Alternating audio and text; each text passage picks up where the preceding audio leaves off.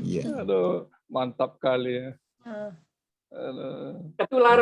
Ketularan sama kakak-kakakku itu, Pendeta Andreas, Coach Java itu. Ya, Ya. Samuel. Nanti mau belajar banyak sama Bapak. Nanti saya minta nomor Bapak dari Pak John ya. Oh, boleh Pak. Ya. Minta izin ya. Minta izin ya Pak. Iya. Ya, sudah siap Pak Samuel? Mari silahkan. Ya. Ya. Sudah berapa yang masuk Pak? Boleh tahu? 35. Wah, baik. 36. Sambil nunggu Epi ini. Iya, sebentar dia selesai ibadah. Karena dia yang harus awal. Oh Oke. iya. Ya.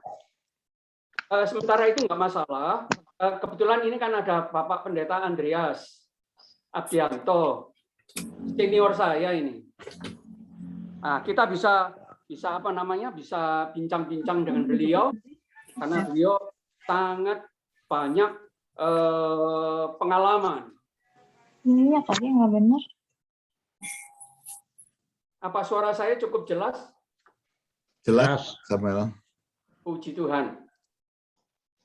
Ini terus terang pinjem apa namanya? Pinjem iPad-nya nyonya ini, Pak John. Bagus. Iya.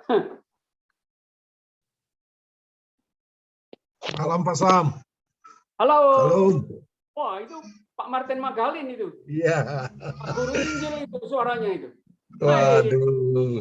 Salam. Shalom Pak Guru Luar Injil. biasa. Aduh, adikku yang ganteng ini. Cerah sekali juga Itu ini. Senang sekali. Pak Martin Magalin. Ya. Ya, teman-teman, ini saya ingin mengenalkan Pak Martin Magalin adalah seorang guru Injil dari gereja GKI di Palu. Sulsel. Ya, Sulawesi Ya. Sulawesi Tengah atau Selatan kalau Palu? Ya, jadi sinode namanya GKI Sulsel, tapi Palu Sulawesi Tengah. Palu Ya. Sulawesi Tengah.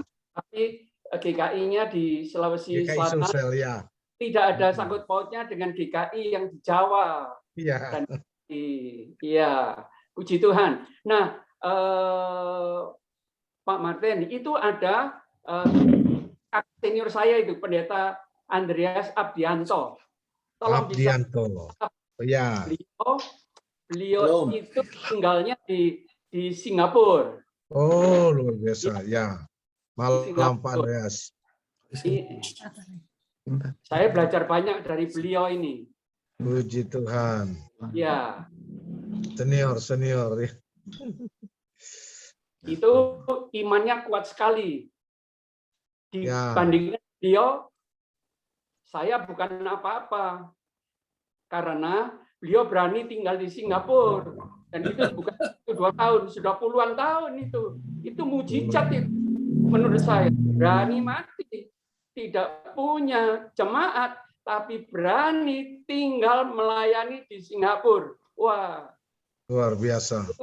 itu bukan luar biasa saja, dahsyat itu.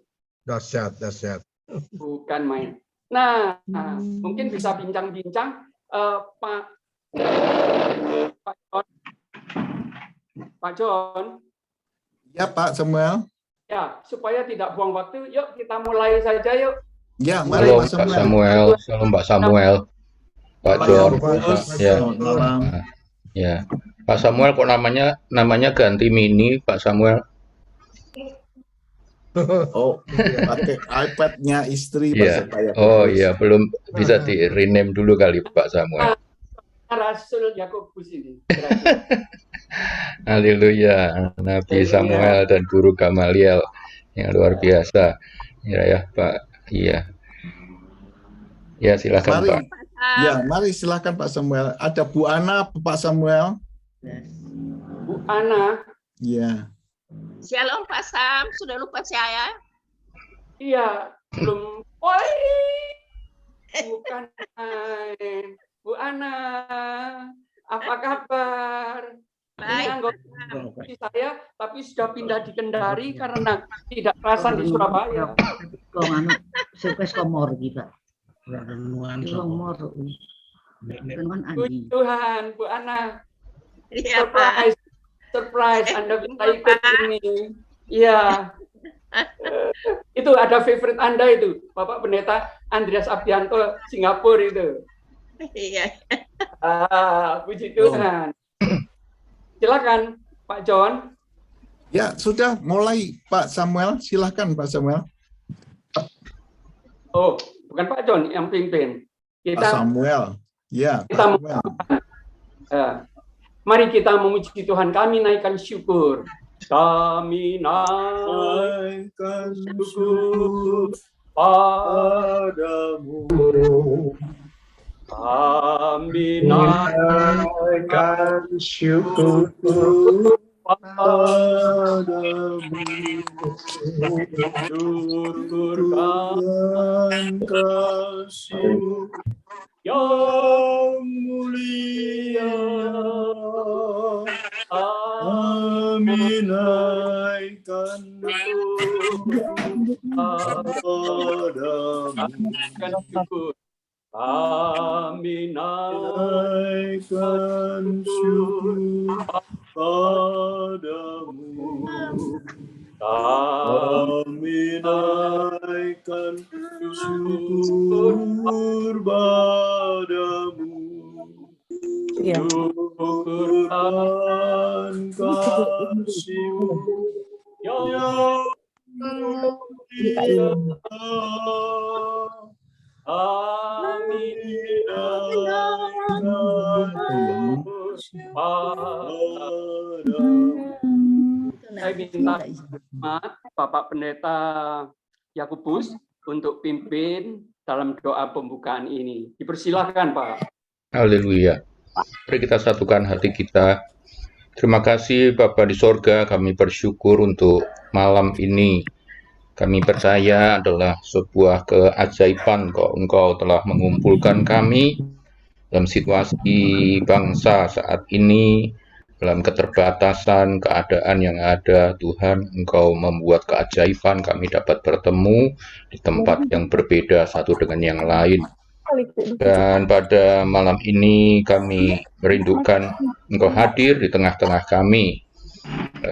Biar acara malam hari ini Engkau dapat menyampaikan pesan khusus melalui hamba-hamba-Mu.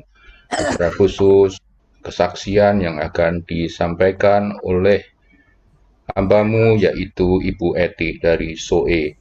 Engkau mengurapi, Tuhan, Engkau berbicara melalui bibir hamba-Mu. Kesaksian yang kami dengar, mujizat demi mujizat yang masih ada sampai hari ini, sebab Engkau Allah yang sama dulu, sekarang, bahkan selama-lamanya, Allah yang melakukan mujizat demi mujizat bagi anak-anak-Nya. Terima kasih Bapak, berkati hamba-hamba-Mu, berkati Pak Samuel, Pak John, dan seluruh rekan-rekan hamba-hamba-Mu yang bergabung pada malam hari ini. Hadirat-Mu dari awal hingga akhir, di dalam nama Yesus Tuhan. Haleluya. Amin. Amin. Puji Tuhan. Puji Tuhan. Terima kasih. Sama-sama, kembali kasih Pak. Saya panggil Pendeta Yakubus dengan nama Yakubus. Haleluya. Ini. Iya. Puji Tuhan. Nah, sambil menunggu Nona Eti, kalau peserta tidak keberatan, pertama-tama saya ingin memperkenalkan yang namanya Bapak Pendeta Andreas Abdianto, adalah sekolah saat dulu adalah Soft Asia Bible College, di mana ini kalau salah seangkatan dengan kakak saya yang lain, yaitu Koko Stephen Tong, Caleb Tong, lalu yang terakhir itu Yusuf Tong yang paling ragil. Nah, saya minta kesediaan dari Bapak Pendeta, saya panggilnya Tako Boksu Andreas, untuk bisa memperkenalkan diri dan untuk bersaksi 10 menit bagaimana Bapak Pendeta Andreas ini kok nekat.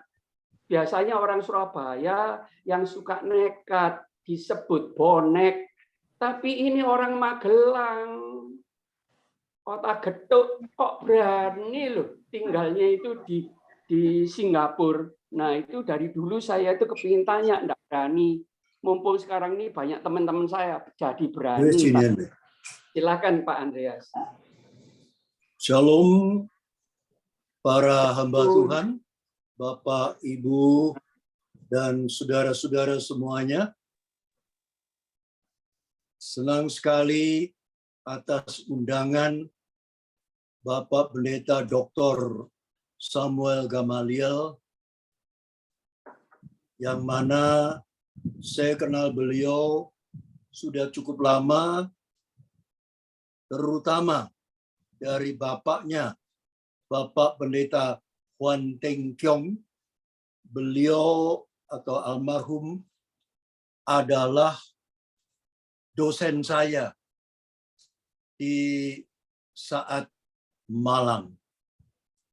Kita julukin Bapak Huan Teng Kiong sebagai Martin Luthernya Indonesia.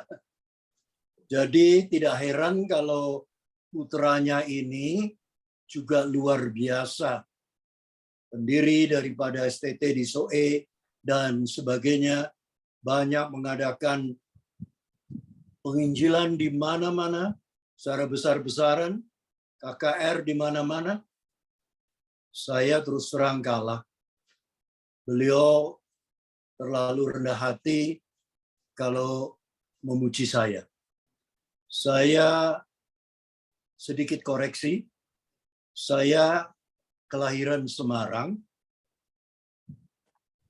tetapi melayani di Magelang, GKI, 13 tahun.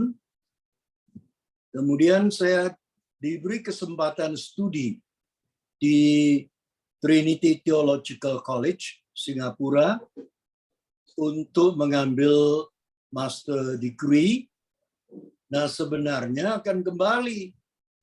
Bahkan in prinsip saya sudah secara lisan menyetujui di GKI Jember sebenarnya, yang mana ya saudaranya Pak Gamaliel juga ada di situ waktu itu. Namun karena di Singapura salah satu gereja namanya LCMS, Lutheran Church in Malaysia and Singapura, itu membutuhkan tenaga. Saya diminta hanya gajuli 1 tahun. Tapi siapa tahu 1 tahun demi 1 tahun sampai 10 tahun saya diberi berkat untuk menjadi PR di sini, dan anak-anak saya sudah kadung sekolah di sini semua, sehingga akhirnya tidak pulang sampai hari ini sudah 40 tahun lebih. Saya rasa cukup sekian kesaksian saya, sebab Ibu Eti sudah muncul, saya melihat, dan Tuhan berkati. Saya pernah melayani di Lutheran Church selama 26 tahun. Kemudian sesudah itu saya bersama Bapak Yunus Suhadi untuk membentuk MHM atau Marturia Hospital Ministry tahun 94 sampai hari ini sudah 27 tahun lebih. Karena saat itu hampir tiap hari ada 100 orang Indonesia ke Singapura, bukan untuk shopping, tapi untuk berobat di rumah-rumah sakit. Jadi kami terpanggil untuk melayani mereka, dan karena itu kami sekarang mempunyai banyak cabang di Indonesia. Nah, kita gabungkan dengan Yamari atau Yayasan Marturia Indonesia Immanuel yang kemarin baru saja ulang tahun ke-43. Kami ada di 22 kota di seluruh Indonesia. Saya kira cukup sekian dulu karena waktu sudah mepet. Terima kasih. Terima kasih Bapak Pendeta Andreas. Minta maaf bukan asal dari Magelang, tapi lahir di Semarang. Wong Semarang. Terima kasih banyak.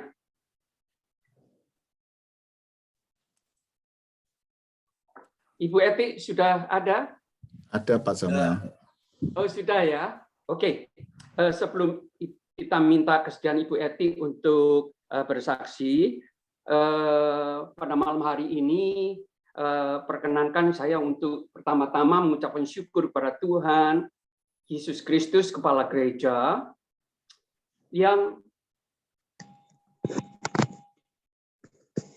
begitu baik memberikan kesempatan kepada kita semua untuk bisa berkumpul pada malam hari ini. Dalam sikon yang saya harapkan Bapak Ibu sekalian dalam keadaan baik, sehat, dan diberkati Tuhan. Juga kepada Pak John, tidak lupa, terima kasih. Ini adalah seri ketiga Anda mengundang saya untuk berbicara dan mengadakan acara Zoom ini dengan fasilitas yang Anda berikan. Kedua, saya juga ingin mengucapkan banyak terima kasih kepada teman-teman para undangan, yaitu ada banyak pendeta-pendeta dari bermacam denominasi, juga ada teman-teman masa kecil saya, juga ada yang namanya para dokter yang pandai, yang juga sudah cukup senior, juga dari beberapa grup yang sudah bersedia mengorbankan waktu yang berharga untuk boleh bersama-sama dengan kita saat sekarang ini. Perlu saya garis bawahi bagi teman-teman yang baru pertama kali mengikuti acara Zoom ini, bahwa saya bersedia untuk mengisi Zoom ini hanya dengan satu dasar dan tujuan, yaitu Zoom ini hanyalah untuk sebesar-besarnya untuk memuji, menyembah, mengagungkan, meninggikan, memuliakan, dan membesarkan, serta memasyurkan nama Tuhan Yesus Kristus dan kerajaannya. Sebab kita adalah anak-anaknya yang harus sudah siap dan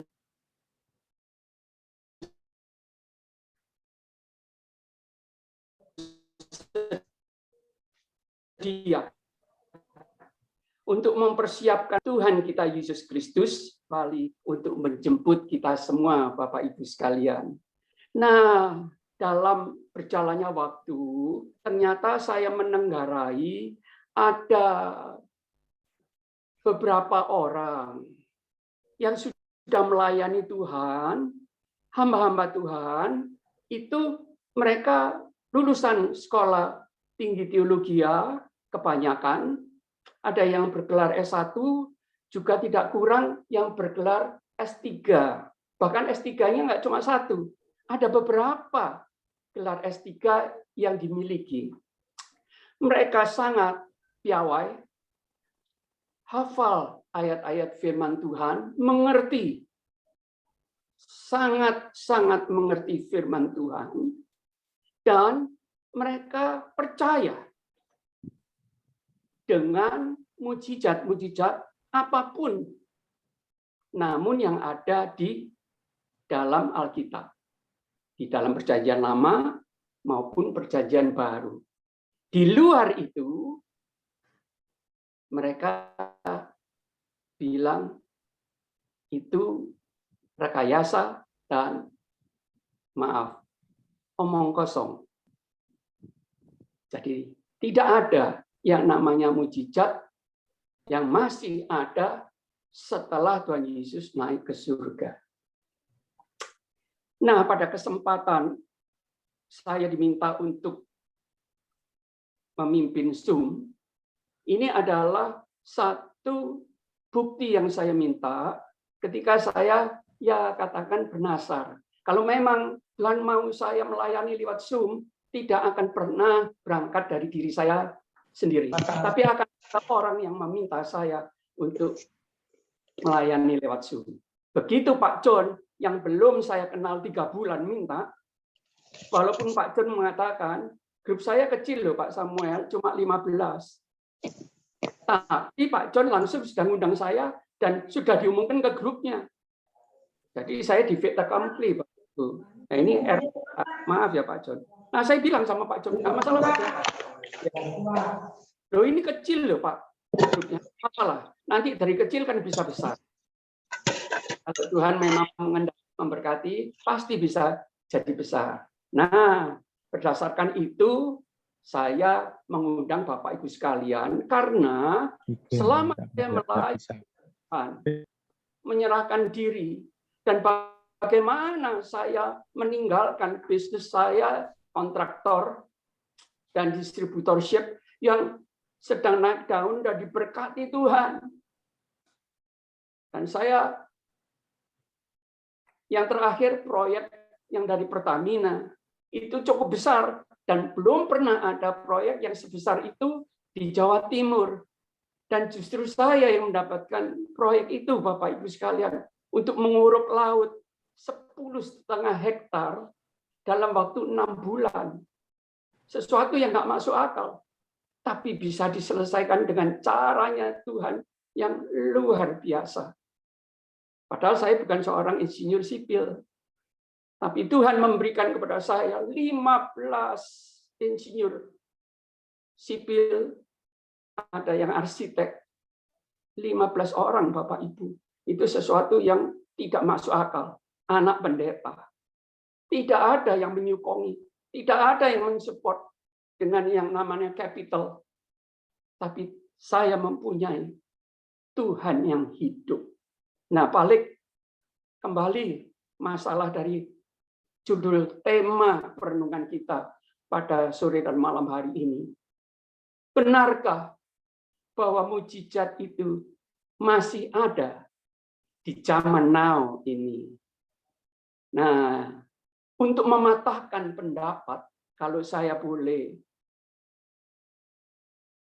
sampaikan pada malam hari ini dan selanjutnya, saya digerakkan Tuhan untuk memberikan data otentik bahwa itu tidak terbatas, dan apa yang dilakukan oleh para nabi, rasul di zaman Perjanjian Lama dan Perjanjian Baru masih berlaku sampai sekarang dan sampai Tuhan Yesus datang kembali. Untuk itu saya minta kesediaan Nona Eti. Saya panggil Nona karena saya anggap dia anak saya. Di Timor, Bapak Ibu sekalian, nama saya itu Samuel Gamaliel Falo. Saya diberi Vam Falo, Pak John. Jadi saya ini masih kerabatnya Eti. Yang memberi saya nama Vam Falo adalah ibundanya beliau yang akan disaksikan, juga Bapak almarhum Niko Falo, yang masih saudara juga dari Nona Eti, yang rajin untuk menyertai Mama Falo, dan saya keliling 22 tahun sebagai penterjemah dari bahasa Indonesia, kalau saya bicara, ke bahasa Tetun, atau bahasa Dawan, bahasa Timor asli. Kami persilakan Nona Eti. Terima kasih sebelumnya Anda telah bersedia untuk bersaksi. Dipersilakan, Non. tolong bisa disebutkan kapan itu terjadi ya, tahun berapa. Terima kasih. Ya, salam. Shalom. Salam untuk semuanya. Saya tidak menyapa satu persatu, tapi saya bersyukur karena malam hari ini Bapak Sam memberikan saya kesempatan untuk saya bisa bersaksi. Dan sebagaimana yang disampaikan oleh Bapak Sam bahwa sampai hari ini mujizat pasti terjadi. Dan kami sekeluarga menyaksikannya dari kami masih kecil. Orang tua kami, Mama dari Fano Nuna dan... TV. Halo? Yang itu, kamu nomor itu. Halo? Ya, siap. Orang tua saya, Bapak Falo dan Mama Falo, itu mereka adalah orang-orang yang mengalami kegerakan rohani tahun 1965. Ibu saya terpanggil sejak masih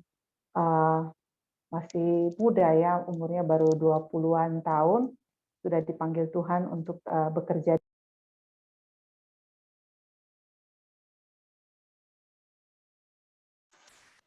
Bu Eti, soal mic-nya ketutup Bu Eti. Maaf Bu Eti, mic-nya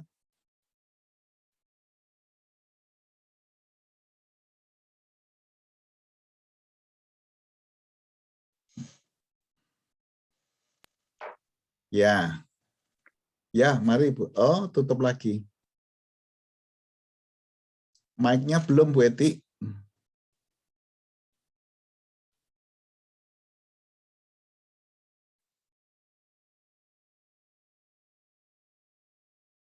Ini Bu Eti baru kesulitan ya, sepertinya.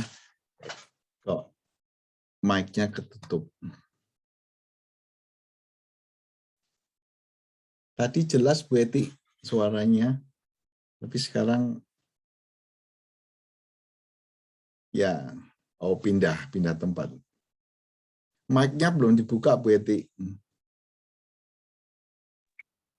Ya.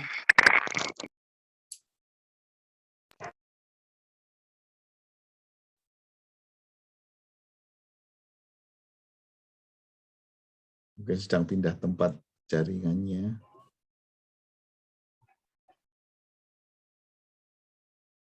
Bagaimana Bu Eti?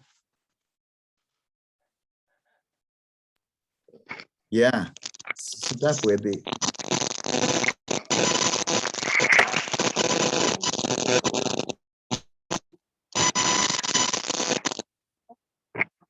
Ya, sudah Bu Eti. Ya, oh. Halo? Ya, Halo? jelas Bu Eti. Ya, jelas. Mari, silakan. Salam. Ya, mohon maaf, ada gangguan sedikit. Ya, jelas. Iya, baterai saya tiba-tiba habis karena HP-nya terkuras. Ya, ini saya bersyukur karena orang tua saya, mereka dari tahun kegerakan tahun 65 mengalami banyak mujizat. Dan mujizat itu bisa kami lihat dalam kehidupan kami sehari-hari. Ibu saya termasuk salah satu yang berdoa untuk air menjadi anggur. Yang pertama tahun 66, kemudian tahun 68, kemudian tahun 70 di Surabaya. Di Surabaya terjadi air berubah menjadi anggur. Dan itu terus didengungkan kepada kami. Dan kami selalu mengalami, kami melihat mujizat demi mujizat dalam kehidupan kami. Tahun 97, ayah saya meninggal dunia. Sehingga ibu saya menjadi orang tua tunggal. Ibu Yohana Falonomleni namanya. Menjadi orang tua tunggal, tapi beliau tetap bersemangat untuk melayani Tuhan. Namun karena kecemasannya, karena waktu itu kami masih kuliah, kami bertiga, saya dan dua adik saya, adik Emma dan adik Beni, kami kuliah di Jogja. Dan waktu itu ibu saya mengalami kecemasan yang sering cemas, karena tentunya untuk pembiayaan anak-anak sekolah dan juga untuk urusan pelayanan dan sebagainya, dan beliau sendiri di SOE. Nah, pada waktu itu timbul suatu penyakit dalam tubuh ibu saya. Beliau mengalami gondok, penyakit gondok, di mana gondok itu makin hari makin besar. Jadi karena gondok itu membesar, orang mama saya ini pada suatu titik berkata begini, saya biasanya mendoakan orang sakit itu sembuh. Bahkan orang yang mengalami sakit yang sangat lama pun tetap menjadi sembuh. Tetapi saya diizinkan Tuhan mengalami yang namanya sakit gondok. Sehingga beliau juga minder, beliau juga merasa tertuduh, merasa apa yang salah dengan diri saya, sehingga saya bisa sakit gondok seperti ini. Nah, pada waktu itu sekitar akhir tahun 90-an, Bapak Samuel Gamaliel mulai intens melayani di SOE, dan setiap kali selesai acara bulan September, yaitu sekitar acara bulan September itu biasanya tanggal 22 sampai 26. Nah, mulai tanggal 27 sampai awal Oktober, biasanya Bapak Samuel Gamaliel akan memimpin rombongan, memimpin tim pelayanan datang ke desa-desa. Ini akan didampingi oleh Mama Valo dan juga tim dari PKT, Pondok Karya Timur, yang sekarang menjadi STT SOE, teman-teman di sana, dan juga pemuda-pemuda dari SOE, dan juga kalau saya waktu itu beberapa kali bisa ikut dalam timnya Bapak Samuel. Kami ke desa-desa, di sana mengadakan KKR, Bapak Samuel juga melakukan seminar atau bimbingan kepada majelis-majelis jemaat setempat, sehingga mereka di sana mereka dibangun dengan luar biasa, dan banyak sekali mujizat. Ada orang sakit sembuh, yang mengalami masalah diberi jalan keluar, yang tidak punya pengharapan itu mendapatkan pengharapan. Bahkan bukan saja orang-orang yang dilayani, tapi rombongan atau tim yang ikut melayani juga mengalami banyak hal, mujizat-mujizat dalam perjalanan berkeliling dari desa ke desa, dan secara maraton, mulai dari tanggal 27 biasanya selesainya sekitar awal Oktober, bisa tanggal 5 atau tanggal 2 seperti itu. Nah, dalam suatu waktu sekitar tahun yang ke tahun 2002 atau 2003. Waktu tahun 2003 itu mohon maaf, 2004, tahun 2004 saya sudah pulang dari Jogja, saya sudah menetap di SOE, dan waktu itu saya selalu mengikuti mama saya kemana saja pelayanan. Dan pada waktu itu mama sedang susah karena gondoknya begitu besar, dan waktu itu mama ke Jogja, mama bilang begini, lebih baik saya bersedia kalau dioperasi. Sehingga mama telepon Bapak Samuel, Bapak, saya mau dioperasi, tapi biayanya mahal, sekitar 10 juta waktu itu. Jadi Bapak Samuel bilang, boleh saja kalau mama siap dioperasi. Tetapi begitu beliau berdoa, tiba-tiba ada suatu harapan bahwa Tuhan berkata, tidak boleh operasi, harus menanti waktunya Tuhan. Jadi kata-kata menanti waktunya Tuhan ini kami interpretasi beda-beda. Ada yang berkata, menanti waktunya Tuhan ini artinya menanti waktu yang baik untuk operasi. Ada juga yang berpikir, oh ini mungkin menanti waktu yang terbaik untuk bisa untuk menerima mujizat Tuhan. Kami mengamininya dua-dua dan kami pulang ke SOE. Nah, waktu di SOE itu setelah September, Bapak Samuel mengajak lagi untuk keliling. Pergi ke Betun, di sana ada mujizat. Kemudian pergi ke beberapa tempat, di sana ada mujizat. Nah, pada waktu itu ada datang Bapak kita ke dekat-dekat SOE, ada suatu tempat namanya Bikium. Di Bikium ini, pada waktu Bapak Samuel sedang berkhotbah, sebelum berkhotbah mengajak kami menyanyi lagu Amazing Grace. Jadi Bapak menyanyinya bahasa Inggris, kemudian jemaat menyanyinya bahasa Indonesia, saya dan Mama menyanyi menurut bahasa Timor, bahasa Dawan. Dan waktu menyanyi itu saya melihat bahwa suasananya luar biasa, ada lawatan Tuhan. Bahkan orang-orang yang sakit di situ belum berkhotbah, mereka sudah menyatakan bahwa mereka mengalami jamahan Tuhan.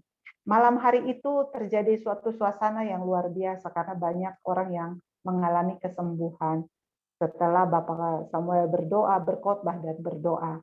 Dan karena jaraknya dekat, daerah Bikium itu jaraknya dekat dengan Soe, saya memutuskan untuk pulang ke Soe karena harus mengurus beberapa urusan, karena selepas kegiatan bulan September itu banyak sekali urusan. Jadi saya pulang bersama teman-teman. Hari itu adalah hari Sabtu, kalau saya tidak salah. Saya tidak salah ingat hari Sabtu. Nah, sewaktu saya pulang ke Soe, pagi-pagi benar, waktu itu HP kita itu masih HP kami bilang HP Nokia yang center itu, yang HP Nokia yang kecil itu, jadi belum bisa foto, belum bisa hanya bisa telepon dan SMS. Nah, di sana juga tidak ada jaringan. Tapi pagi-pagi hari itu saya tergerak untuk cepat-cepat datang ke Bikium karena jaraknya sekitar 10 km saja dari Soe. Begitu saya berangkat ke Bikium, saya sampai, saya tanya-tanya kepada orang-orang, Mama Valo ada di mana, semalam tidur di mana, karena hati saya tidak nyaman, saya merasa tidak enak. Begitu saya ketemu Mama itu peluk saya dan menangis, katanya, saya rasa gondok saya ini, semalam saya demam dan saya hanya berdoa, Tuhan tolong sembuhkan saya. Nah, pada waktu malam KKR itu, pada waktu ada altar call, siapa mau disembuhkan? Mama Valo maju paling depan lebih dahulu. Beliau maju ke depan dan beliau berdoa, Tuhan, jangan permalukan saya dengan pekerjaanmu, karena itu sembuhkanlah saya dari sakit gondok. Nah, pada waktu itu terjadi, Mama pulang, Mama tuh demam. Jadi pagi hari, beliau ketemu saya, beliau menangis. Saya rasa gondok saya itu tenggelam, katanya. Mungkin jatuh atau mungkin, jadi dalam pemikiran Mama, gondok itu semacam daging yang bisa jatuh ke dalam tubuh, ke dalam organ tubuh. Jadi beliau bilang begini, saya jangan-jangan gondok ini jatuh, tenggelam di dalam tubuh saya.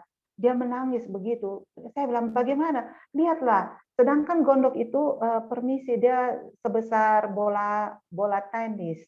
Jadi kalau taruh di leher itu cukup besar, sehingga kelihatan, walaupun pakai baju bagaimanapun tetap kelihatan. Sehingga Mama, waktu raba lehernya, aduh ternyata tidak ada lagi, jangan-jangan sudah masuk ke tubuh saya, seperti itu. Dan beliau mulai menangis. Tapi saya bilang, Mama rasakannya bagaimana sekarang? Kata Mama, pokoknya saya bilang, apakah rasa sesak atau bagaimana, seperti itu. Jadi ini beliau tetap bilang tidak terjadi apa-apa, saya hanya rasa segar saja. Jadi saya bilang, oh pasti mujizat ini. Akhirnya hal ini kami sampaikan kepada Bapak Samuel. Mama gondoknya hilang dan hari itu terjadi sukacita yang luar biasa. Gondok Mama yang sebesar bola tenis itu hilang. Kami pulang, kami tidak percaya, kami bawa ke dokter lagi, tanyakan, dokter, ini bagaimana ini? Soalnya awalnya ada gondok sebesar bola tenis di leher, sekarang tidak ada. Apakah dia tenggelam? Nah, jadi dokter periksa, begitu periksa tidak ada apa-apa, organnya bersih, begitu tidak ada indikasi kalau ada sesuatu perubahan karena sakit gondok dan sebagainya. Puji Tuhan, hari itu ketika itu kami sangat bersukacita karena sebenarnya harus dioperasi, tapi gondok itu hilang. Dan puji Tuhan, kami bisa melihat bahwa mujizat itu masih ada. Dan Bapak Samuel dalam pelayanan-pelayanannya sungguh memberkati Mama Valo dan kami sebagai anak-anak, mendidik, mendorong kami supaya kami tetap setia dengan Tuhan. Dan hari ini saya mengambil tanggung jawab, Mama Valo berpulang ke surga tahun 2015. Saya terima tanggung jawab yang dipercayakan oleh orang-orang tua yang ada di Soe untuk mengurus persekutuan doa yang sangat banyak dan juga mengurus pemuda-pemuda yang kami cover untuk mereka menjadi orang-orang yang akan menjadi pemberita Injil di kemudian hari lewat profesi, lewat pekerjaannya. Dan itu sangat cerita ini menjadi inspirasi bagi kami bahwa tidak ada yang mustahil bagi Tuhan. Kalau Tuhan berkenan, maka itu pasti terjadi. Karena itu kami percaya bahwa siapapun di antara kita, kita berseru kepada Tuhan, Tuhan tidak akan mempermalukan. Dan itu menjadi kesaksian yang luar biasa di antara hamba-hamba Tuhan, menjadi inspirasi bahwa Tuhan tidak pernah meninggalkan kita. Sementara saya demikian, saya kembalikan ke Bapak Sam. Terima kasih, Tuhan Yesus memberkati.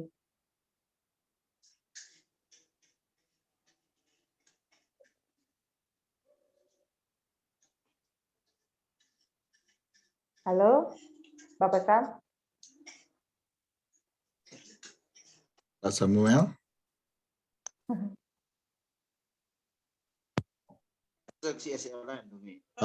Ya, mic-nya Pak Samuel. Pak Samuel, mic-nya Pak Samuel. Mic-nya Pak, ya. Sudah. Oke. Terima kasih Non Eti. Boleh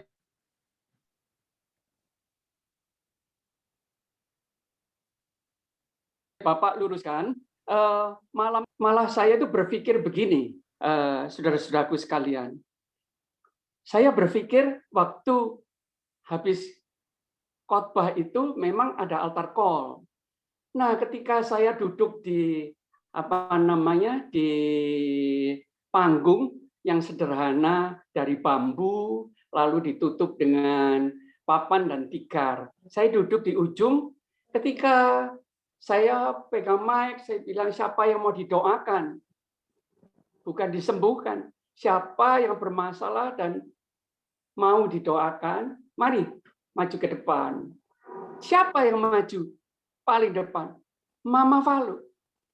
Dalam hati saya, Bapak Ibu, loh, Mama kenapa kok harus malam-malam gini?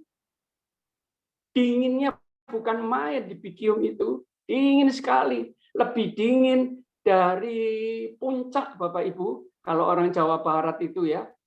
Di puncak lebih dingin dari puncak. Dinginnya Bikium itu. Dan angin sekali. Mama dengan pegang itu namanya sweater sama jaket itu. Dia maju. Dan saya melihat dia menangis.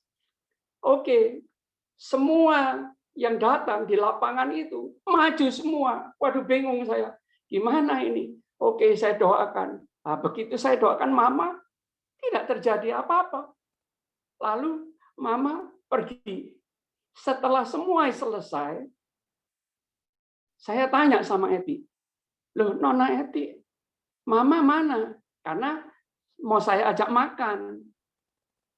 Dia bilang, Mama enggak enak badan, Bapak merasa demam. Jadi Mama tadi langsung pulang, malah tidak pamit sama Bapak. Sekarang saya yang pamitkan Mama. Oh ya sudah kalau begitu. Nah, sejak malam itu saya langsung balik ke Kupang, tidak tidur di Soe. Nah, dari Soe ke Kupang itu kira-kira kalau turun itu 2,5 jam. Kalau dari Kupang ke Soe 3 jam, 3,5 jam, Bapak Ibu. Gitu ceritanya. Nah, kami mulai beres-beres, saya pulang. Jadi tidak bertemu dengan Mama Valu. Baru saya tahu apa yang terjadi dengan Mama Valu. Kurang lebih 1 bulan, Nona Eti. Mama telepon ke saya dan dia cerita, Bapak, minta maaf kalau saya tinggalkan Bapak setelah KKR terakhir di Bikium. Ya kenapa, Mak? Sudah sembuh. Iya, malam itu badanku sakit semua, demam, aku menggigil. Tapi anehnya paginya ketika Mama mandi, lalu mulai lap-lap dengan keringkan tubuh dengan handuk, ada rasanya itu yang hilang. Ternyata Mama langsung dengan pakai handuk itu berkaca. Ternyata yang hilang itu gondoknya. Saya bilang gini, saya tanya sama Mama, Mak, itu kan sebulan yang lalu. Kenapa baru sekarang? Mak cerita, iya Bapak, saya khawatir Khawatir apa? Khawatir itu gondoknya menghilang, tenggelam dalam tubuh, tapi nanti muncul lagi, Bapak. Jadi saya tunggu.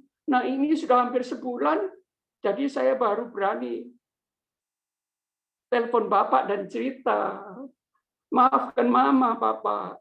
Orangnya begitu tulus dan polos, Bapak Ibu. Bukan cuma itu yang membuat saya ini bengong-bengong.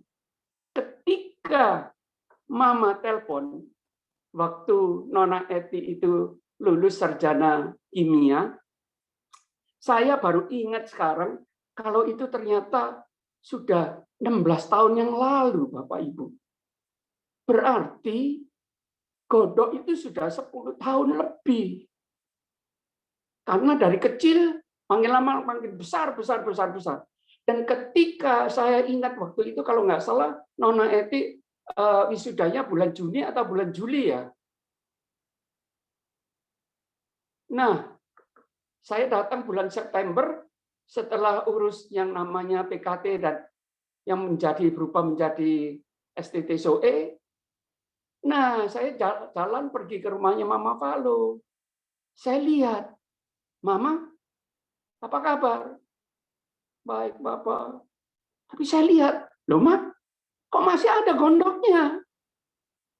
Kenapa, Mak, enggak operasi? Lalu dia bilang apa, Bapak Ibu? Ini yang sampai sekarang, kalau saya ingat, saya ini belajar. Belajar untuk apa, Bapak Ibu? Memiliki iman seperti Mama Valo.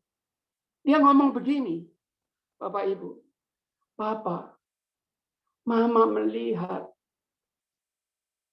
ketika Bapak melayani dan mendoakan orang di lapangan, di dalam gereja, atau di luar gereja. Tuhan tolong anak-anaknya. Yang timpang berjalan, yang buta melihat, yang tuli bisa mendengar, yang lumpuh, yang dispak-spak. Spak itu maksudnya diangkut dengan kursi, lalu dikasih bambu, digotong, Bapak Ibu. Itu istilah mereka dispak-spak itu. Dibawa ke lapangan, mereka pada berjalan. Masa Tuhan tidak menolong beta? Bapak sambil menangis dalam hati, Bapak Ibu. Minta maaf, Nona Eti. Begini, aduh Mama ini, Tuhan tidak mau menyembuhkan. Kok dipaksa sih? Kalau dokter bilang harus operasi, ya sudah operasi, toh, Mak. Kan uangnya itu saya lagi usahakan untuk sediakan. Iya, Bapak. Tapi beta tidak mau. Bapak keluarkan uang 10 juta untuk bayar itu rumah sakit dan dokter. Beta mau uang itu dipakai untuk kita keliling saja. Untuk penginjilan di seluruh Timor. Karena masih banyak tempat yang belum dikunjungi. Dan mereka rindu, Bapak, untuk dilayani. Saya pulang dari rumah Mama Valo. Hati saya ini masgul bertanya-tanya. Ini iman atau satu paksaan ya? Saya itu bergumul, Bapak Ibu. Nah, persiapan 1 hari, besok lusanya kita berangkat dengan bis, dengan truk. Karena sekali kita berangkat, kita harus bawa yang namanya 2 karung beras. 150 kilo sampai 200 kilo dan bumbu-bumbu masak. Karena orang-orang yang datang di pembinaan dan di KKR malamnya itu 1000-an orang, Bapak Ibu. Dan mereka itu datang dari radius 5 km paling dekat bagi yang di luar anggota gereja setempat. Mereka datang berjalan kaki, gendong bayi, bawa anak kecil, 5 kilo, 10 kilo, ada yang sampai 15 kilo jalan kaki naik turun gunung, Bapak Ibu. Nggak mungkin bisa pulang. Nah, karena mereka nggak bisa pulang, malamnya habis KKR kan harus makan. Disitulah yang namanya beras yang kita bawa itu dipakai untuk makan bersama dengan mereka-mereka. Itu berjalan 22 tahun, Bapak Ibu. Dan setahun 2-3 kali kita ini keliling bersama dengan Mama Valo, Mama Kaci, juga Papa Niko Valo. Nah, Bapak Ibu, yang menjadi satu pelajaran buat saya, ternyata Mama Valo itu memiliki iman yang murni, Bapak Ibu. Apa sih iman yang murni itu? Dari mana iman yang murni itu? Diawali dengan Roma 10 ayat yang ke-17. Saya bacakan ya Bapak Ibu. Dan bagaimana mereka dapat memberitakannya? Memberitakan Injil maksudnya. Good news. Jika mereka tidak diutus. Jadi kita harus pergi mengabarkan Injil supaya kalau ada altar call, siapa yang mau melayani Tuhan? Siapa yang mau menyerahkan dirinya sepenuh waktu? Nah, ada beberapa anak-anak muda kita doakan dan ternyata sekarang sudah ratusan yang menjadi hamba-hamba Tuhan. Karena apa? Pemberitaan Injil. Ayat yang ke-17, Roma 10. Roma 10 ayat 13, maaf. Dan bagaimana mereka dapat memberitakannya jika mereka tidak diutus? Seperti ada tertulis, betapa indahnya kedatangan mereka yang membawa kabar baik. Jadi kabar baik itu sama Tuhan itu disebut betapa indahnya kalau Anda dan saya pergi untuk membawa berita Injil, yaitu kabar baik. Ayat ini masih diteruskan, Bapak Ibu. Ternyata judulnya itu ketidakpercayaan Israel. Ayat yang ke-16. Ternyata tadi betul, itu ayat yang ke-15. Nah, ini ayat yang ke-16. Tetapi tidak semua orang yang telah menerima kabar baik itu.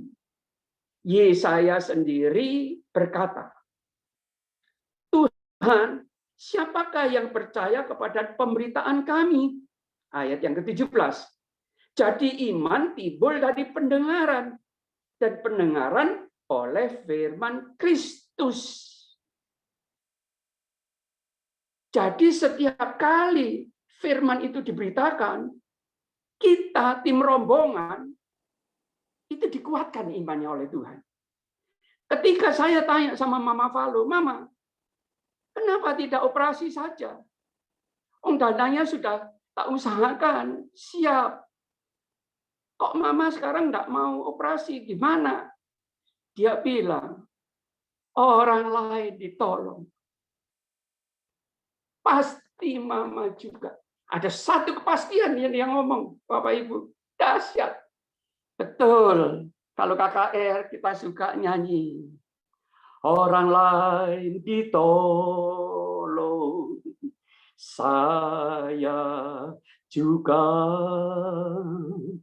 Tangannya terbuka, menunggulah. Kalau lain ditolong, saya juga. Wah, luar biasa imannya Mama Valo. Saya belajar dari beliau. Dan beliau mengingatkan saya, Bapak, kalau kita mengabarkan Injil, mereka percaya. Mereka melihat ada banyak mujizat.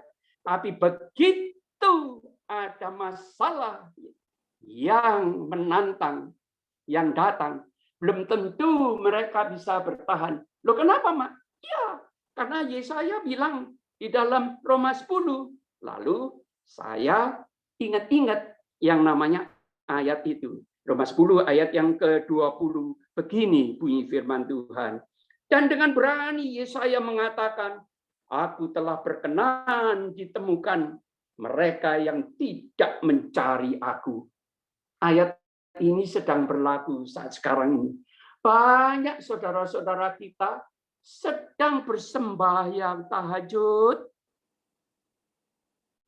tidak mengerti tentang yang namanya Tuhan Yesus, saudara dan saya.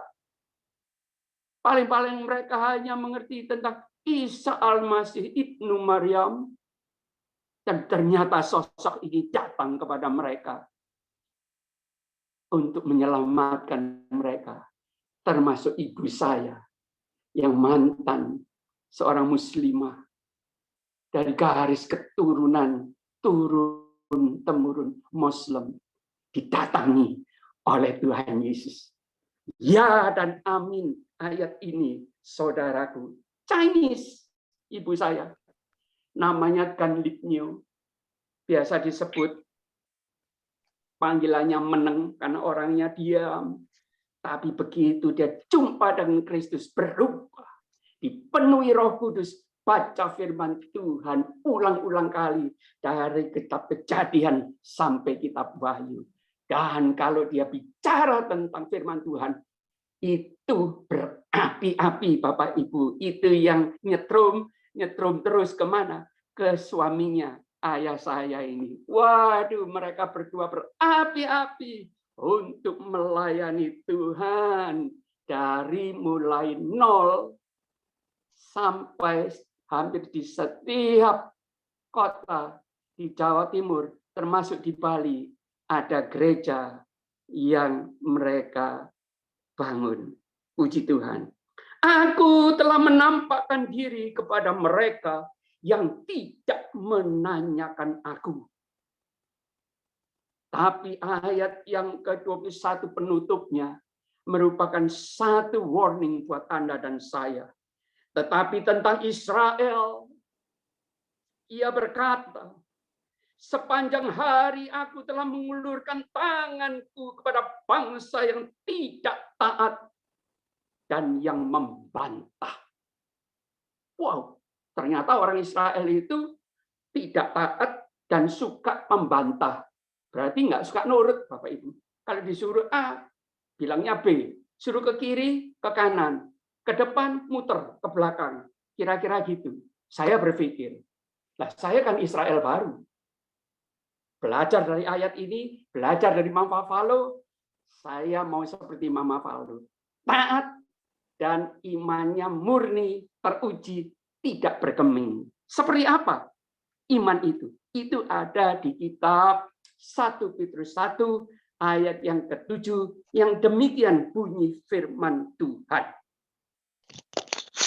Maksud semuanya itu ialah untuk membuktikan kemurnian imanmu yang jauh lebih tinggi nilainya daripada emas yang fana yang diuji kemurniannya dengan api, sehingga kamu memperoleh puji-pujian dan kemuliaan dan kehormatan pada hari Yesus Kristus menyatakan dirinya. Sekalipun kamu, itu pejangan dari Rasul Paulus, belum pernah melihat dia, karena Tuhan Yesus sudah naik ke surga, namun kamu mengasihinya. Kamu percaya kepada dia, sekalipun kamu sekarang tidak melihatnya. Kamu bergembira karena sukacita yang mulia dan yang tidak terkatakan. Karena kamu telah mencapai tujuan imanmu. Saya ulangi satu kali lagi. Karena kamu, saudara dan saya, juga Petrus dan orang-orang yang diinjili Petrus zaman dahulu itu, telah mencapai tujuan imanmu, yaitu keselamatan jiwamu. Ini nomor 1, Bapak Ibu. Tujuan iman kita beriman kepada Kristus itu bahwa kita ini selamat. Kapanpun kita dipanggil Tuhan, kita pasti selamat. Wow, luar biasa. Dan ini juga yang diimani oleh para nabi, ayat yang ke-10. Keselamatan itulah yang diselidiki dan diteliti oleh nabi-nabi yang telah bernubuat tentang kasih karunia yang diuntukkan bagimu. Jadi yang namanya nabi-nabi itu bernubuat tentang kasih karunia untuk saudara dan saya. Dan mereka meneliti saat yang mana dan yang bagaimana yang dimaksudkan oleh Roh Kristus yang ada di dalam mereka. Ternyata rohnya Tuhan Yesus itu sudah ada sebelum Tuhan Yesus lahir 2000 tahun yang lalu. Karena nabi-nabi ini ada yang 3000, 4000. Umurnya itu 1000-2000 tahun sebelum Kristus lahir. Tapi mereka itu memiliki roh Kristus yang ada di dalam mereka para nabi itu, yaitu roh yang sebelumnya memberi kesaksian tentang segala penderitaan yang akan menimpa Kristus dan tentang segala kemuliaan yang menyusul sesudah itu. Dahsyat Bapak Ibu. Ternyata Mama Valu memiliki iman ini. Lalu iman ini awalnya yang di ayat 3, 1 Petrus 1 bunyinya seperti ini Bapak Ibu. Terpujilah Allah dan Bapa Tuhan kita Yesus Kristus, yang karena rahmat-Nya yang besar, bukan kecil, bukan biasa-biasa, rahmat yang besar yang telah melahirkan kita, Anda dan saya, kembali oleh kebangkitan Yesus Kristus dari antara orang mati. Jadi setiap orang Kristus, setiap orang Kristen, Anda dan saya, harus memiliki iman seperti apa? Tahu bahwa diri kita ini sendiri sudah ditebus oleh darah Kristus yang mahal. Kapan? Ketika ayat yang kedua berbicara seperti ini. Yaitu orang-orang yang dipilih sesuai dengan rencana Allah Bapa kita. Dan yang dikuduskan oleh roh supaya taat kepada Yesus Kristus dan menerima percikan darahnya. Haleluya. Anda dan saya adalah orang-orang yang sudah diperciki oleh darah Kristus. Baru orang-orang seperti ini seharusnya percaya bahwa dia sudah dilahirkan kembali oleh kebangkitan Kristus. Kenapa? Supaya kita ini hati-hati dalam menjalani hidup sementara di muka bumi ini. Gak sembarangan Bapak Ibu. Kenapa? Kita sudah dicuci oleh darah Kristus. Kedua, kita sudah dilahirkan kembali oleh kebangkitan Kristus. Supaya apa? Supaya kita yang mati, rohani mati, pikiran mati, iman yang mati, bangun, bangkit. Haleluya. Nah, Bapak Ibu, kepada suatu hidup yang penuh pengharapan, ayat yang keempat, untuk menerima suatu bagian yang tidak dapat binasa, dan yang tidak dapat cemar, dan yang tidak dapat layu, yang tersimpan di surga bagi kamu. Apa itu? Keselamatan bagi Anda dan saya, yaitu kamu yang dipelihara dalam kekuatan Allah karena imanmu. Jadi Anda dan saya, maaf, di zaman pandemi COVID ini, ada kemaskulan, ada kekhawatiran, ada ketakutan. Kita harus percaya bahwa kita ini dipelihara oleh Tuhan dengan kekuatannya Tuhan. Kapan? Ketika kita mempunyai iman. Jadi iman yang seperti apa? Yang tidak akan tergoyahkan. Sementara kamu menantikan keselamatan yang telah tersedia untuk dinyatakan pada akhir zaman. Ayat yang ke-6, seperti ayat yang tadi. Bergembiralah akan hal itu, sekalipun sekarang ini kamu seketika harus berduka cita oleh berbagai-bagai pencobaan. Baru ayat yang ke-7. Angka sempurna. Maksud semuanya itu ialah supaya membuktikan kemurnian imanmu. Ini penting Bapak Ibu. Boleh ada masalah, boleh ada gondok, boleh ada sakit penyakit, tapi Tuhan mau melihat di mana imanmu. Macam apa imanmu. Seperti itu Bapak Ibu. Dan Mama Valu memiliki iman yang sungguh teruji. Sudah disediakan oleh manusia. Hamba Allah Samuel Gamaliel, keuangan 10 juta. Tapi Tuhan bilang, tidak. Dan dia taat. Gak dijalani itu yang namanya. Yang operasi. Kalau itu saya loh Bapak Ibu. Mungkin saya lebih milih operasi. Maaf. Itu yang saya bilang. Saya belajar dari Mama Valu. Begitu dia nelpon saya menangis. Tuhan, ternyata Mama Valo yang pernah saya batin, kok keras kepala, kok keras hati. Ternyata dia memiliki iman yang murni dan teruji, Tuhan.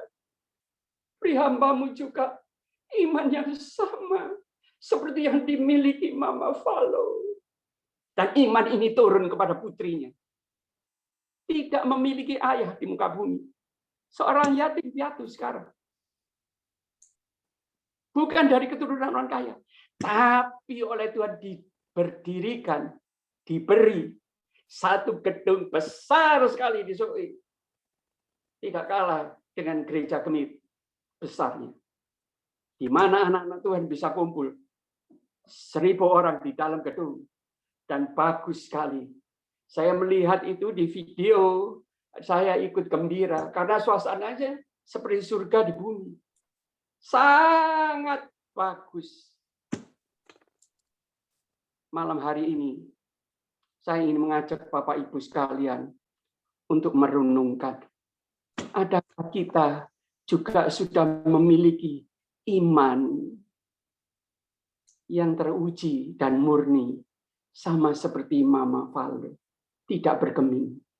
Kemarin dulu saya baru mendengar dari sahabat saya yang 10 tahun lebih muda atau 13 tahun lebih muda dari saya, yaitu penginjil Victor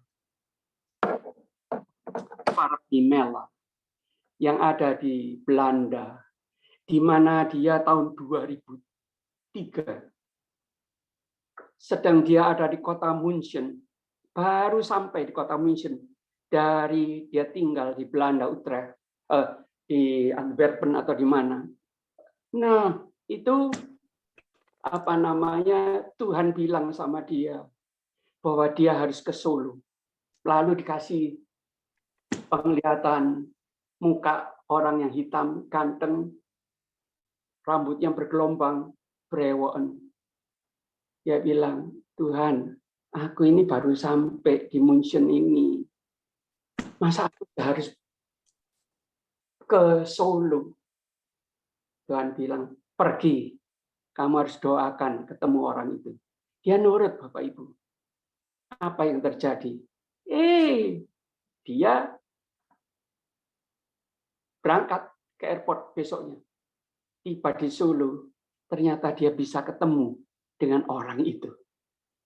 Dan orang itu dia nggak kenal. Tapi melalui orang-orang yang dia kenal di Solo, dibawa ke rumahnya orang itu. Ternyata orang itu pun sudah diberitahu sama Tuhan untuk menunggu kedatangan yang namanya Pak Victor. Begitu sampai di rumahnya orang itu juga membuka tukang batik, Bapak Ibu, dan peragawan. Tapi punya perusahaan, dia suka membatik sendiri. Dia bilang, Pak Victor ya? Oh, mereka berangkulan. Ketika didoakan, orang ini mempersembahkan hidupnya untuk Tuhan. Dan orang itu adalah pendeta Dodi yang dikenal dan sebagai wakilnya pendeta yang sangat terkenal, gereja terbesar di kota Solo. Begitu Bapak Ibu. Dan di tahun kapan dia diminta sama Tuhan, diperintahkan untuk pergi ke Camplong. Dia nggak ngerti Camplong itu di mana Tuhan, karena dia nggak pernah pergi ke Timor. Tuhan kasih tahu, kamu pergi ke Kupang, nanti aku yang mengantar kamu ke Camplong. Begitu dia sampai di Kupang, sampai pelabuhan udaranya itu sudah mau ditutup. Tinggal ada satu yang namanya taksi. Dan taksi itu menyamperin dia karena dia bawa tas backpack itu. Ditanya, Bapak mau kemana? Ini sudah mau tutup bandaranya. Ayo ikut saya antar. Masuklah si Victor. Bilang apa dia? Pak, tolong antar saya ke satu keluarga Kristen. Singkat cerita, Pak Victornya dikirim kemana? Satu yang namanya anggota DPR, namanya Pak Nope. Rumahnya besar. Dia bilang, ini orangnya. Masuk, ada ibu-ibu keluar, cari siapa? cari Pak Nope. Dia tahu namanya Nope dari si sopir. Oh, orangnya nggak ada. Lagi rapat di Jakarta. Itu ditutup lagi. Tuhan, kok gini? Bagaimana bisa kecamplung? Ibu itu keluar lagi. Ini anak-anak muda lagi ada camp di Camplong. Wah, betul dia ngomong Camplong.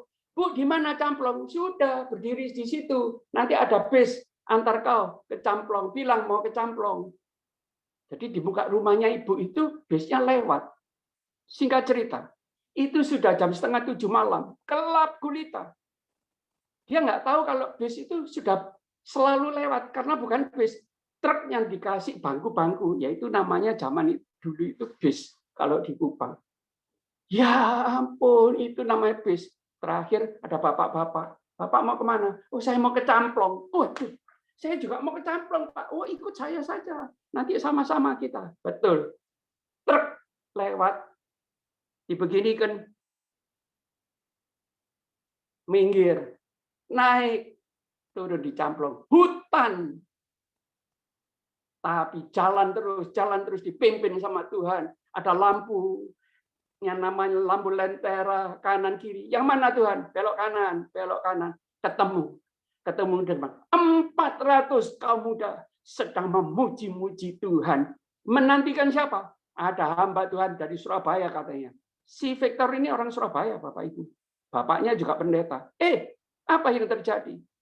Mereka berdoa dan ternyata ada ibu-ibu di situ yang mengatakan tidak usah ngundang hamba Tuhan lain. Nanti ada Tuhan akan kirim hamba Tuhan dari Surabaya.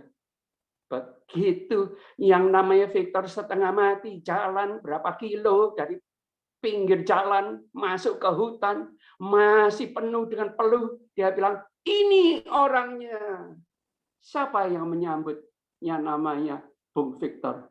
Mama Falu. Dahsyat, Bapak Ibu. Ini yang terjadi. Saya kembali dikuatkan oleh Tuhan. Saya nggak pernah tahu cerita ini. Victor kemarin dulu cerita pada waktu Nat mengadakan acara Zoom. Dengan adanya hal ini, Bapak Ibu, mari wadah ini adalah untuk wadah untuk sharing dan pencerahan. Saya rindu Tuhan akan kirim hamba-hamba Tuhan seperti Bapak Pendeta Andreas Abianto. Juga ada di tengah-tengah kita sekarang ini. Putra dari almarhum Bapak Pendeta B. Manuain.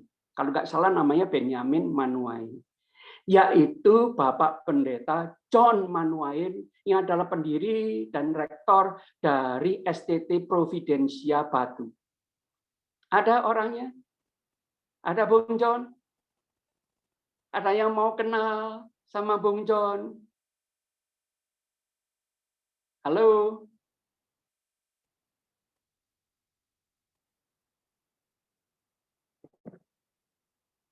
Pak John? Sepertinya nggak ada, Pak Samuel. Loh, tadi dia sudah masuk. Enggak. Coba dilihat. Pak Pendeta John Manuel ada.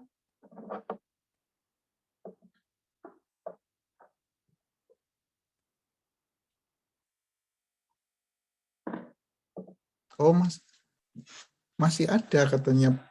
Ya, oke, tolong Pendeta John, Pak Pendeta Andreas Abianto, ini adalah putranya Pak Pendeta Manuain, almarhum yang menerima air jadi anggur bersama dengan Mic dan video belum dibuka. rekannya, yaitu Bapak Pendeta yang mereka berdua pernah saya jumpai dan selalu berdoa kalau saya ke SOE sebelum mereka berdua dipanggil Tuhan. Dan yang terakhir Bapak Manuain yang dipanggil Tuhan belum lama ini. Selalu saya datang ke tempat beliau dan saya berdoa bersama-sama dengan mereka berdua. Pak John Manuain ada?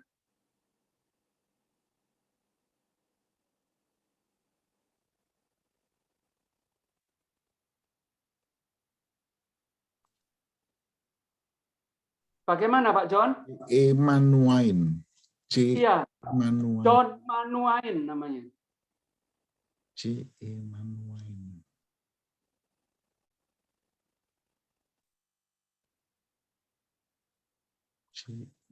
Oh iya, tapi nggak dibuka mic. Pak John bisa dibuka supaya kelihatan wajahnya. Tolong bisa di-unmute. Minta maaf Bapak Ibu, karena mungkin belum terbiasa untuk Zoom.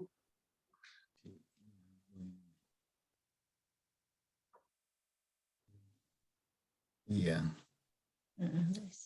Iya, belum dibuka, Pak. Belum dibuka ya? Baik, kalau begitu. Supaya tidak terlalu lama, boleh saya minta kesediaan dari Bapak Pendeta Andreas Abdianto untuk bisa memberikan satu kesimpulan atas perjumpaan kita pada malam hari ini, dan sekaligus untuk doa penutup dan doa berkat. Terima kasih untuk kesempatan yang diberikan. Jawaban daripada renungan yang temanya berupa pertanyaan, apakah mukjizat masih ada di zaman now? Jelas saya akan mengatakan pasti ada. Amin. Haleluya, Tuhan berkati. Hal ini berdasarkan apa yang saya sendiri merasakan, bahwa Tuhan Yesus tidak pernah berubah. Ibrani 13 ayat 8. Jadi, kuasa Tuhan Yesus tidak berubah, kasih Tuhan Yesus tidak berubah, maka mukjizat Tuhan Yesus pun tidak berubah. Kalau ada orang bilang tidak ada mukjizat, mungkin imannya orang itu yang berubah. Kalau tadi ditekankan oleh Bapak Samuel tentang iman yang murni, memang di zaman now banyak orang sudah bergeser imannya dari iman yang murni menjadi iman gaduh-gaduh, menjadi iman capcay goreng. Jadi campur aduk sehingga nggak alami mukjizat lagi. Sebenarnya mukjizat bisa dalam arti banyak macam. Apa yang kita alami setiap hari selama 24 jam sebenarnya sudah satu mukjizat. Kalau hari ini saya tadi membaca di dalam tulisan di HP, usia terindah seseorang itu 77 tahun. Kalau toh mau berpulang, ya sudah puaslah. Tapi saya hari ini 81. Berarti bonus 4 tahun. Ini sudah satu mukjizat bagi saya. Di dalam tubuh saya, kalau tadi saya mendengar kesaksian Ibu Eti, bahwa ibunya itu ada penyakit gondok, saya tertarik sekali. Saya bukan cuma satu macam penyakit. Tiroid saya juga cukup tinggi, T4-nya. Kalau saudara mau tahu, dari mata sampai kaki, semua organ tubuh saya sakit. Sebagaimana dokter saya pernah mengatakan, ibarat mobil, kalau sudah dipakai lama, onderdilnya pasti banyak yang sudah bukan rusak, tapi berkuranglah fungsinya. Mata saya ada katarak, ada glaukoma, Tadi saya bilang tiroid saya T4 cukup tinggi, 16, sekian. Lalu jantung saya ada AF, yaitu detak jantung yang tidak normal, dimulai dilihat dari ECG sampai dicek seluruhnya. Memang sekarang saya makan obat Cordaron dan itu banyak side effect negatifnya. Lalu ginjal saya, menurut dokter, saya usia 80, tapi ginjal saya umur 90 katanya. Baru-baru ini diperiksa, potasium cukup tinggi, lalu kreatinin juga cukup tinggi. Dan kaki saya, lutut ini sudah 20 tahun yang lalu mulai sakit, makan glukosamin sulfat, sampai dokter bilang sekarang sudah nggak bisa makan glukosamin lagi, harus operasi. Tapi satu lutut 40.000 uang Singapura, 400 juta. Pendeta yang sudah pensiun mana bisa, dari 10 juta aja sulit. Jadi saya memutuskan tidak operasi, tidak ini dan tidak itu. Juga jantung bisa sembuh kalau di ablation. Tapi 35.000 Singapura dolar saya juga tidak lakukan. Jadi kalau mamahnya Ibu Eti cuma gondok, saya 10 kali lipat ada macamnya. Tapi dengan kesaksian itu, saya bersama istri saya di samping ini, saya merasa sangat bersyukur.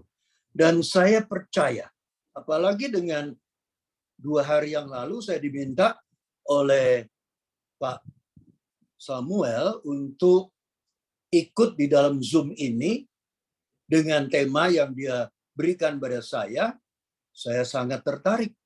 Dan saya yakin mukjizat pun akan terjadi dalam hidup saya.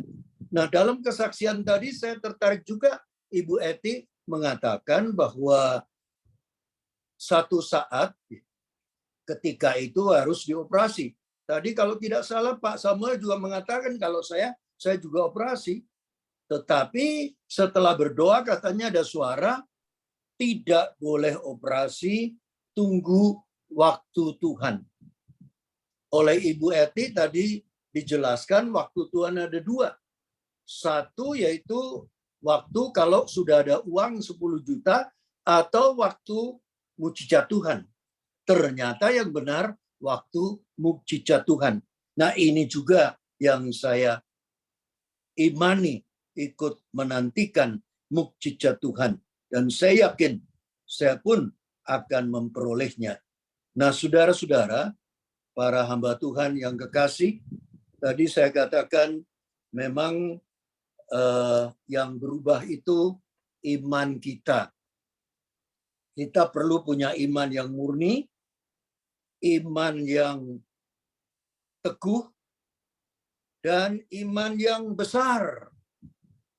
Tuhan Yesus memuji 2 orang beriman yang besar. Satu ibu dari Kanaan, satu penghulu laskar dari Kapernaum. Dan mereka berdua adalah bukan orang Yahudi tapi orang kafir. Kita ini juga asalnya bukan orang Yahudi tapi orang kafir yang bertobat, dan kita yakin kita pun akan mengalami mukjizat seperti ibu dari Kanaan dan juga bapak penghulu laskar dari Kapernaum. Asal kita punya iman murni, iman yang besar tadi, dan pasti mukjizat akan terjadi. Marilah kita tunduk kepala dan masuk di dalam doa, kemudian kita akan menerima berkat. Interupsi. Ya. Pendeta Andreas, itu Pendeta John sudah siap karena tadi silakan.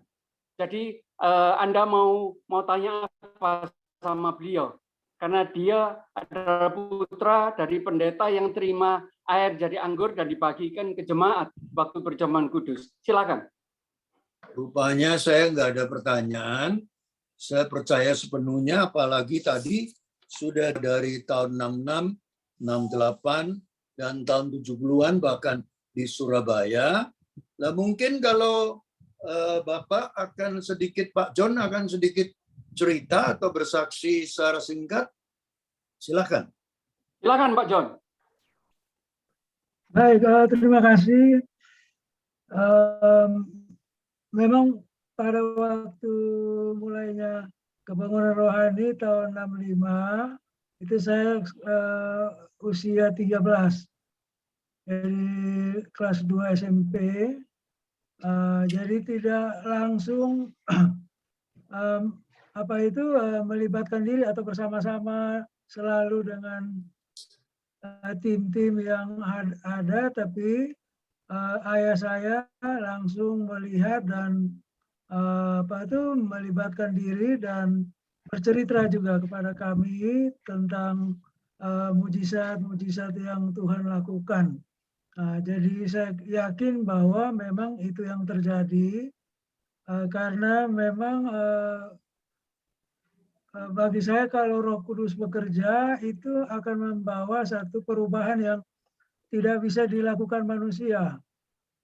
Jadi bagaimana orang bertobat, orang meninggalkan hidup yang lama, dilepaskan dari ikatan-ikatan kuasa gelap, lalu bersemangat melayani Tuhan, itu tidak mungkin karena manusia.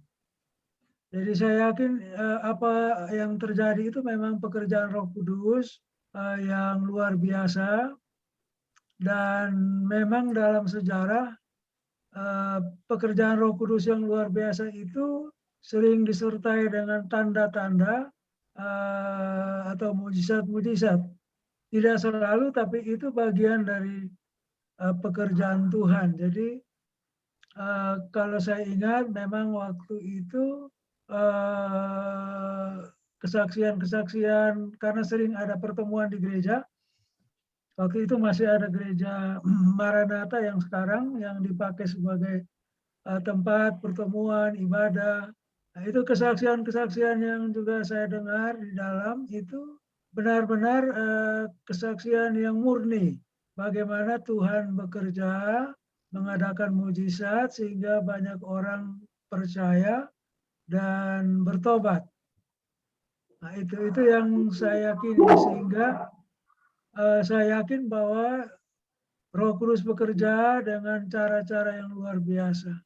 Salah satu bukti lain ialah banyak orang yang terpanggil menjadi hamba Tuhan, yang menyerahkan diri untuk masuk ke sekolah-sekolah penginjilan, sekolah teologi. Nah, itu luar biasa juga, ya. Nah, termasuk saya juga setelah tamat SMA langsung masuk ke I3 di Batu.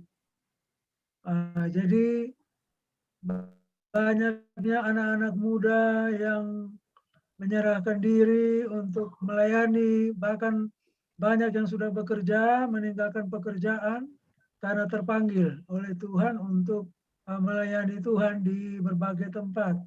Nah, itu sesuatu yang luar biasa yang tidak mungkin terjadi dengan usaha manusia. Bahkan gereja sendiri, gereja terbesar di Timor, Gemeit juga, walaupun dari beberapa kalangan mereka ragu-ragu, tapi mereka mengakui juga bagaimana mungkin selama bertahun-tahun tidak ada perubahan, tapi dengan kebangunan rohani tahun 65 itu ternyata begitu besar perubahan yang terjadi.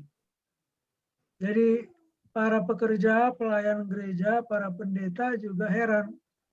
Karena usaha-usaha mereka selama ini mungkin tidak sebesar, hasilnya tidak sebesar yang kemudian terjadi karena kegerakan kebangunan rohani yang terjadi pada tahun 65.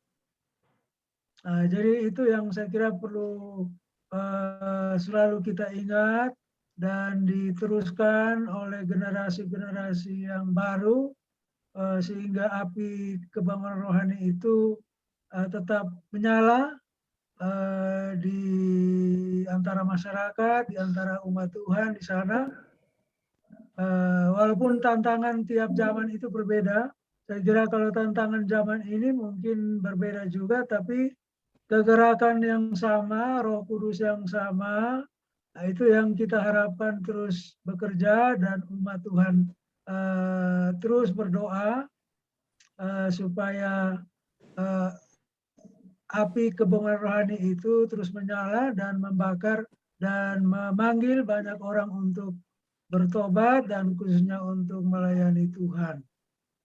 Jadi saya sangat mendukung usaha dari Bapak Ibu, teman-teman yang sangat berbeban untuk bagaimana kegerakan ini tetap diingat, dan bukan hanya diingat tapi lebih tepat itu diteruskan oleh generasi pada masa kini.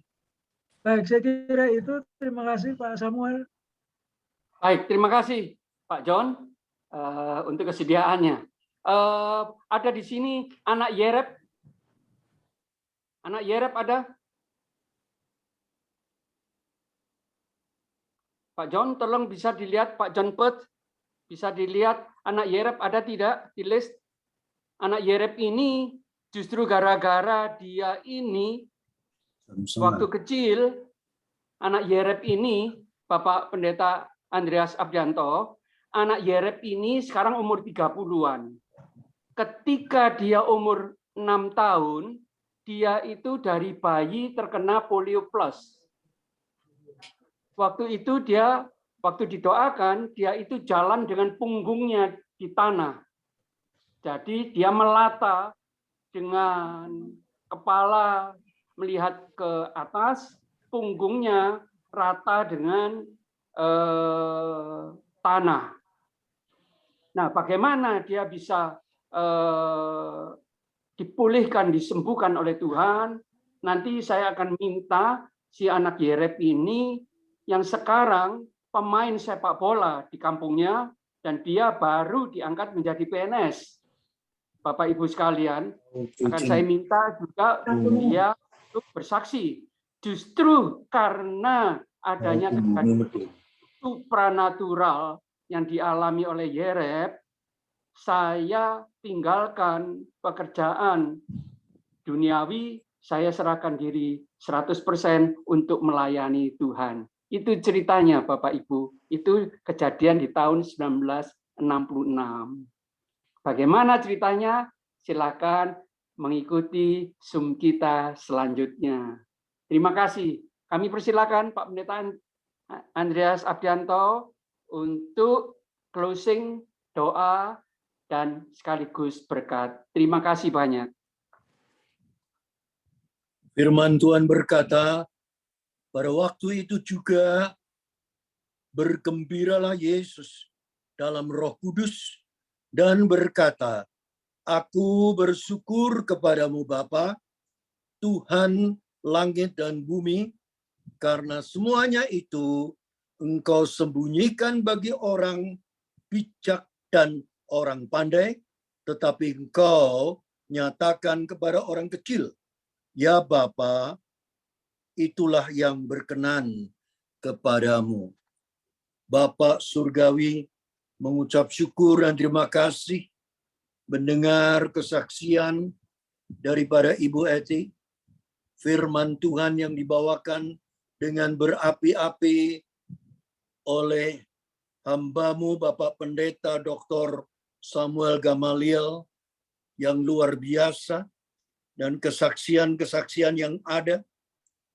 Kami yakin bahwa Tuhan bekerja dalam segala sesuatu menurut waktu Tuhan, bukan menurut waktu manusia. Demikian juga dengan adanya pandemi COVID ini. Bukannya Tuhan kurang berkuasa untuk menghentikan pandemi ini. Kami yakin kalau waktu Tuhan tiba, mungkin 3 bulan, mungkin 6 bulan, mungkin setahun lagi, atau kapan saja kehendak-Mu yang terjadi. Karena itulah yang berkenan bagi Tuhan. Kami persembahkan segala sesuatu di dalam pembicaraan kami pada malam hari ini, melalui Zoom ini, ke dalam tangan kuasa-Mu. Ajarkanlah kami untuk selalu lebih merendahkan hati Haleluya. untuk melayani Tuhan. Ya. Oh Tuhan, kiranya dengan mukjizat demi mukjizat yang kami dengar, yang kami lihat, yang kami alami, bukan untuk kemuliaan diri manusia, bukan untuk membanggakan manusia, melainkan untuk kemuliaan nama Tuhan dan untuk terpanggilnya lebih banyak orang melakukan pelayanan pekabaran Injil untuk mengemban amanat agung Tuhan Yesus yang sampai saat ini masih banyak jumlah umat manusia di dunia yang belum mengenal Tuhan. Oh Tuhan, dengar doa seru sembahyang kami, ampunilah segala dosa dan salah kami. Kami persembahkan setiap kami yang hadir di dalam Zoom pada malam ini ke dalam tangan kuasa-Mu. Urapilah kami dengan Roh-Mu yang kudus. Dan saudara-saudara sekalian, siapkanlah hatimu, terimalah berkat Tuhan.